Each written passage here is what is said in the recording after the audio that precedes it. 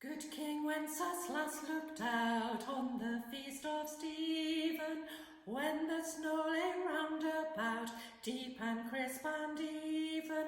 Brightly shone the moon that night, though the frost was cruel, when a poor man came inside, gathering winter fuel. That's my son's favourite carol. They love that one. I don't know whether it's the exchange of the king and the page and the bellowing it out of the king and the frail voice of the page, but they really enjoy that carol. And the trouble is, it often isn't used. It's one of those old carols that we seem to have overlooked a bit more these days. But today is the day to sing it, surely, because today is the feast of St. Stephen, which is what the carol is speaking all about.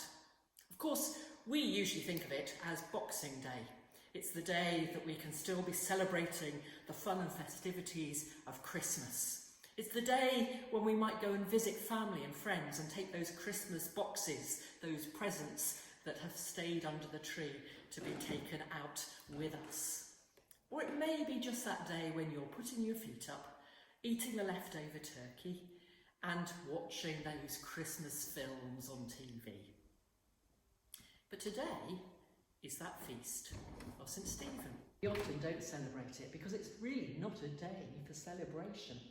It's a day when we think about death. Stephen is that first Christian martyr who, you may recall, looked to God in the heavens and spoke out his faith amidst the doubters, the people who were trying to get rid of this new Christian story. And yet, this is the moment for us to think about what death and life mean. Perhaps in this year, when we've experienced more death than we really want to be thinking about, in this time of pandemic, as we see the increase of the Omicron variant, we need to think a little bit about death. We bring our sadness and our grief, and often at Christmas time we remember those who are no longer with us. But the very hope of Christmas is that birth of a new child who transforms the world, a world where sadness and sorrow and grief and death are apart, and brings hope, a hope of a new future. Now, Stephen was somebody who recognised that in those very early days. He was a deacon within the church in those first times of the apostles, and he was there getting stuck in. His hands got dirty as he looked after the needs of the poor. And so it's fitting to think about that carol that we've been singing at the beginning of this reflection, where we remember that good King Wenceslas, who saw a poor man walking by and decided to do something about it.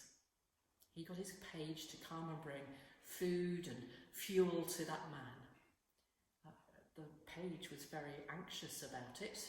He was cold, miserable, didn't really want to go, but he went as that servant to his king.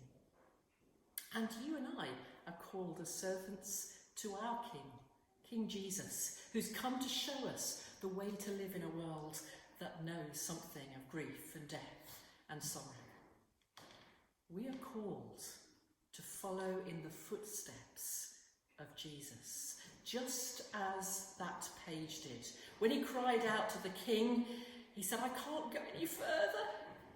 But Wenceslas spoke to him and said, "Mark my footsteps, good my page. Tread thou in them boldly." I wonder how bold we are at treading in the footsteps of Jesus. Stephen did that boldly. He was willing to follow where his master led and to serve the needs of the poor, just as that page follows Wenceslas to care for that poor man. May you and I be challenged this year as we look into a world that is still experiencing grief and sorrow and death, to take that message of God's love and opportunity of new life to the very poorest amongst us. May God bless us this year. Let's pray. Lord, help us to be bold in following you, just as Stephen was. And may we take that message of your love to a world that needs to hear it. Amen.